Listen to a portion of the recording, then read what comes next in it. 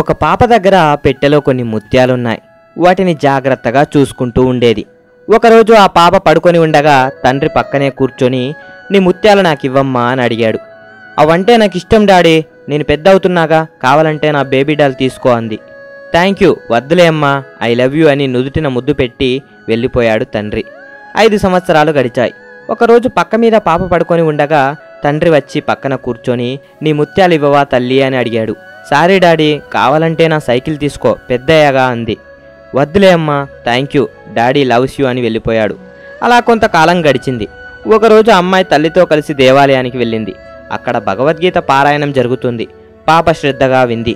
ఆ రోజు రాత్రి తండ్రి వచ్చి మళ్ళీ అదే అడిగాడు. ఆ అమ్మాయి ముత్యాల పెట్టె ఇచ్చేస్తూ, తీసుకో డాడీ, నాకు ఇవ్వనవసరం లేదు అంది. అప్పుడు తండ్రి జేబులో నుంచి అలాంటి పెట్టెనే మరొక దాన్ని తీశాడు. దాన్ని ఆమెకిస్తూ, వీటిని నీకు ఇద్దామని ఎప్పటినుంచో నా దగ్గరే ఉంచుకున్నాను, ఇప్పటి వరకు నువ్వు భద్రంగా దాచుకున్నవి నకిలీవి తల్లి అంటూ కూతురికి అందించాడు అసలైన ముత్యాలని. ముందు వాటికన్నా ఇవెంతో స్వచ్ఛంగా మెరుస్తున్నాయి.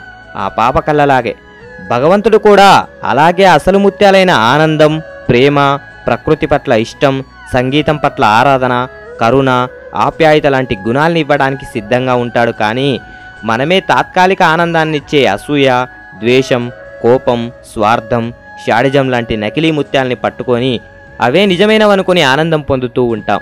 వాటిని వదిలేస్తే తప్ప నిజమైనవి కొన్ని దొరకవని తెలుసుకో మిత్రమా.